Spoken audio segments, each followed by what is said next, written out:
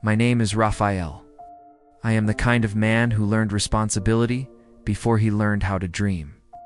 While other children talked about what they wanted to become, I was already thinking about how to survive. I grew up in a house where love was real but resources were scarce, where laughter existed beside unpaid bills, and where sacrifice was not a choice, it was a necessity. From a young age, I understood one truth. If I didn't carry the weight, no one else would. That belief followed me into adulthood. It shaped my decisions, my priorities, and eventually, the greatest loss of my life. My father was strong, but life was stronger. When illness forced him to stop working, the responsibility shifted quietly onto my shoulders. My mother tried to hide her fear, but I saw it in the way she counted coins and stretched meals. I told myself, I will not fail them. I worked while studying. I skipped rest. I learned how to be dependable before I learned how to be happy. People praised me for being mature, but maturity came at a cost. I forgot how to ask for help. By the time I was financially stable, my heart had already been trained to put others first. Then, she came into my life not as a miracle, but as a calm presence. She didn't fall in love with my strength alone. She fell in love with the quiet man behind it, the one who laughed softly, who listened deeply, who carried exhaustion like a second skin. With her, I felt seen, not as a provider, not as a savior, but as Rafael the man.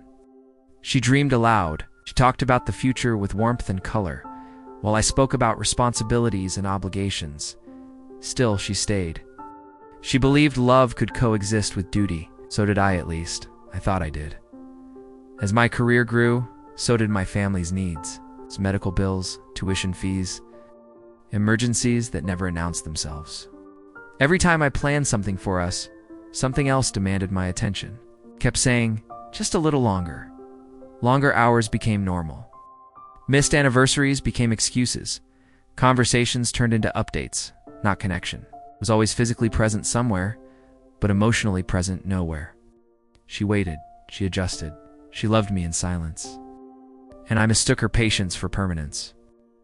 Love doesn't usually end in one dramatic moment.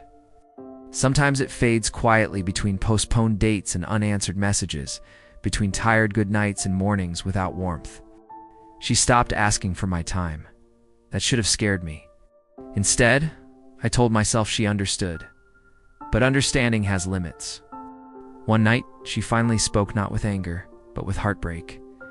I don't feel like your partner anymore, she said. I feel like something you fit in when everything else is done.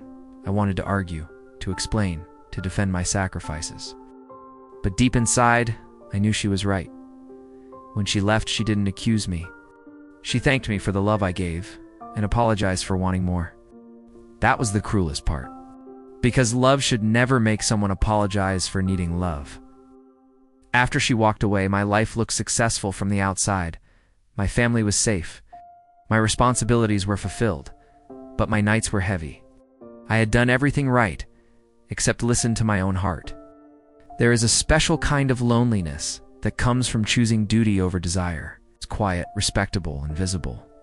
People called me strong, but strength without joy feels hollow. I realized something painful. I didn't lose her because I loved my family. I lost her because I forgot that love also needs care, not just intention. I had confused endurance with love.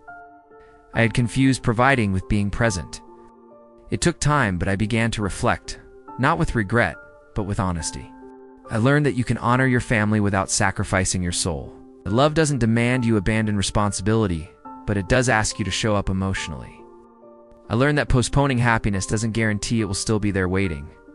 Most importantly, I learned to forgive myself, because sometimes we only learn balance after we lose something unbalanced. Thanks for watching. Please subscribe for more.